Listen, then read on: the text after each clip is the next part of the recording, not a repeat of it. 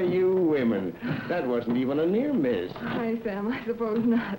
I think I better sit down. All right. Hiya, Johnny. Well, come sit down then, Linda. There you are. You know, kids do kind of scare you at that. Who is he? Miss Thorpe, I would like to have you know Master Johnny Walsh.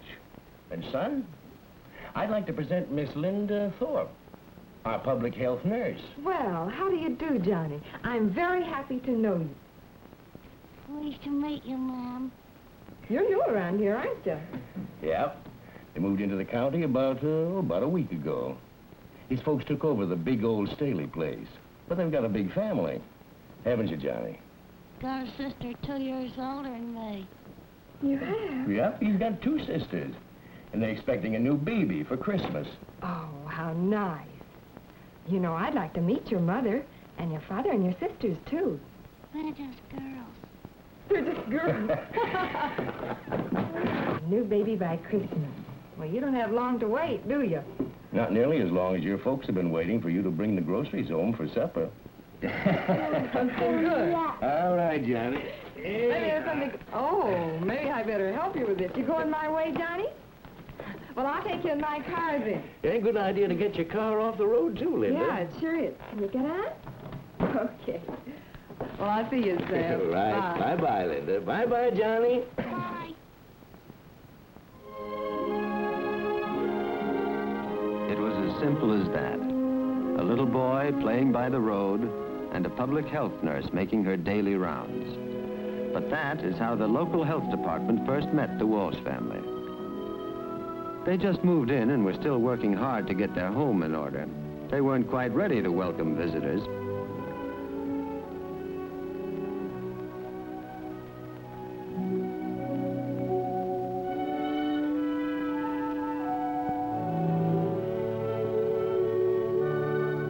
Miss Linda Thorpe was a qualified public health nurse, and an important part of her job was to know how to make an unexpected call like this seem as natural as possible. Yes, it always takes a few minutes to get over that first awkward feeling, that feeling of being ill at ease and self-conscious.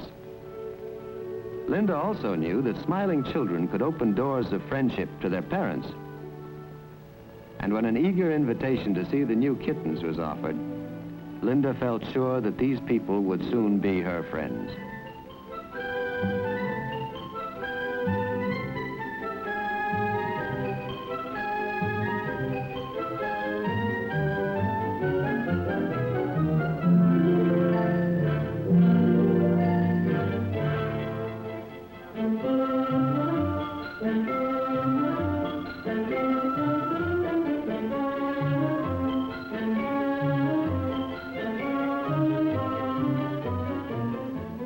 Hardly a word had been spoken.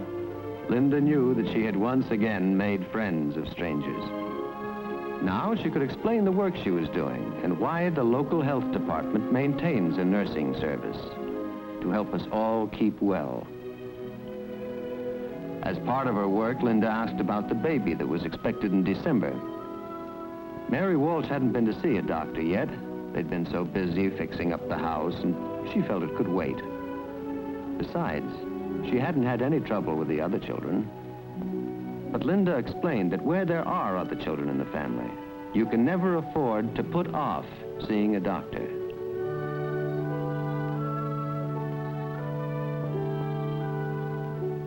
Mary was easily persuaded to visit the doctor sooner than she had planned. A few days later, she went to a local doctor for a complete physical examination. She also had a chest x-ray, something which should be part of the routine examination of every expectant mother. In most patients, nothing unusual is found, but in Mary's case, the doctor discovered a small shadow on one of her lungs. It might mean very little, but often it's the only means of discovering early tuberculosis, because early TB has no obvious symptoms. It is often unsuspected. Mary was called back for further tests, for no diagnosis is complete until specific laboratory tests are made. Every technique of modern medicine is put to work until the diagnosis is confirmed or denied. Mary Walsh didn't even feel sick, yet she had tuberculosis. Now she became a responsibility of the community, and the community went to work to help her get well.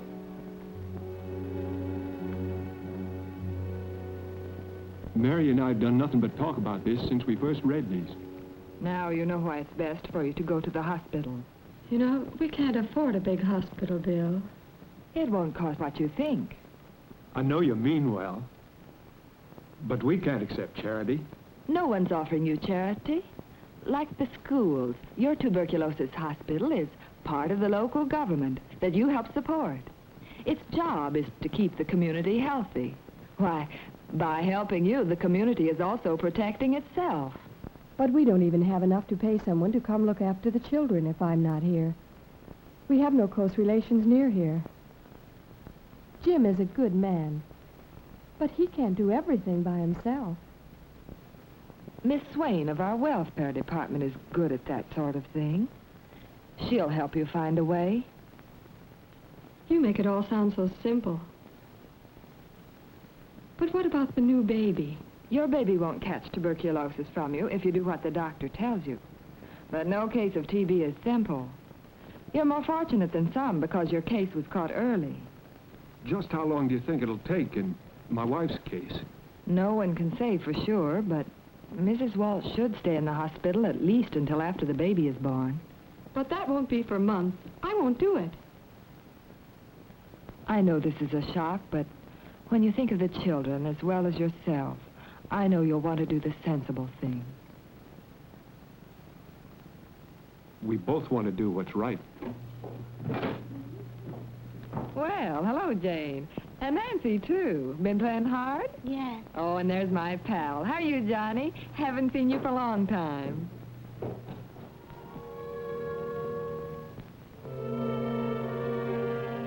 Yes, and I must protect the children. Exactly. And the new baby most of all. You need rest and care now. Good food, a place where there are doctors and nurses, the right medicines. You can only get that kind of care in a hospital. Leaving her family for the first time in her life was made easier for Mary Walsh by many helping hands. Arrangements had been made for Mrs. Spencer to come and stay at home with the children and take good care of them while their mother was to be away.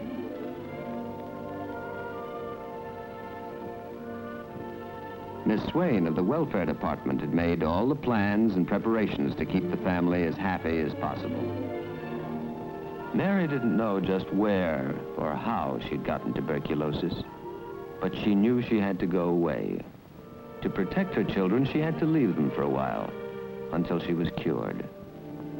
And as she looked at them, she wanted to do everything she could to speed her own recovery and return to her family, well and happy.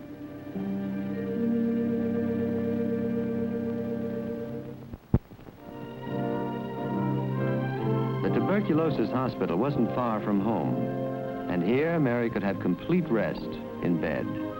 More than that, there was a skilled staff who took a personal interest in her. She knew that she had the best medical attention in the world, and she didn't have to worry about her family, so she could keep her mind at rest. This is so important in curing tuberculosis.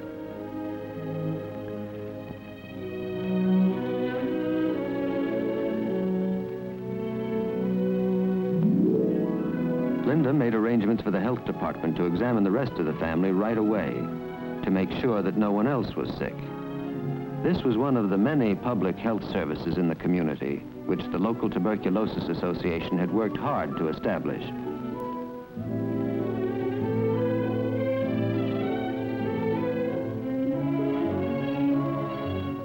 The children are treated with special care, for more than medical skill is required to make it all seem to them like a natural part of a big adventure.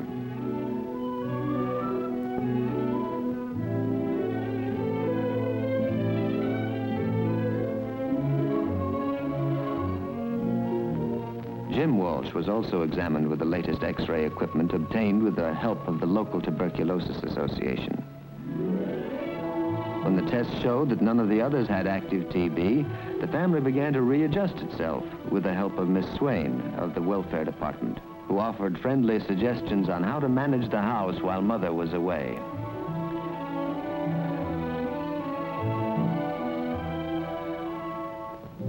The weeks passed, Mary was busy and content. She knew that her family was well taken care of, especially the children. Nellie Spencer was wonderful with the youngsters.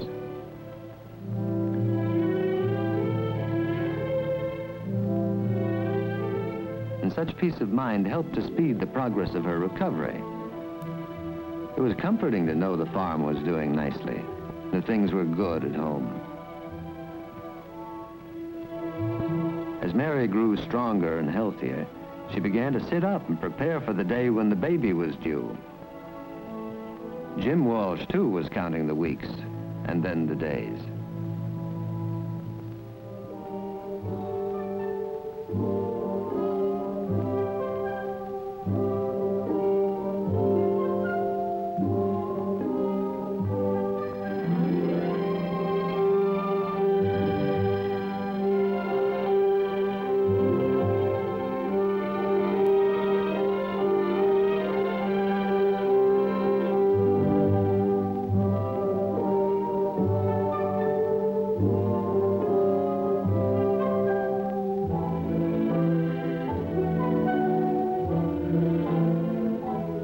Congratulations, it's a boy.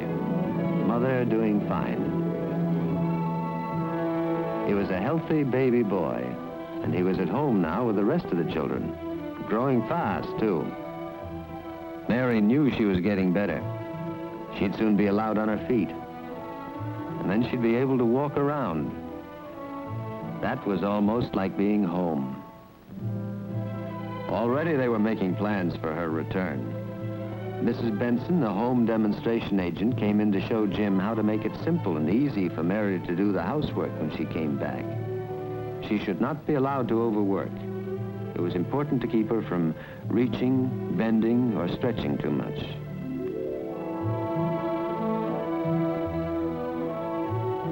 Yes, everything was being done so that Mary's work would be easier. Everyone was learning to do his share. They were all getting ready to do their own special jobs.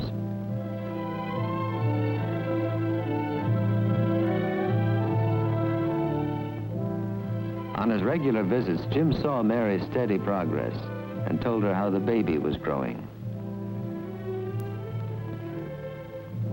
This was no ordinary farewell. Mary was on her feet again.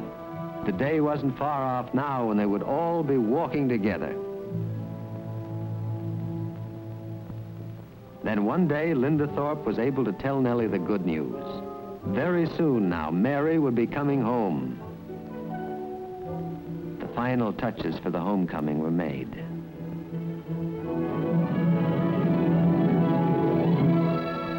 Mother was home again.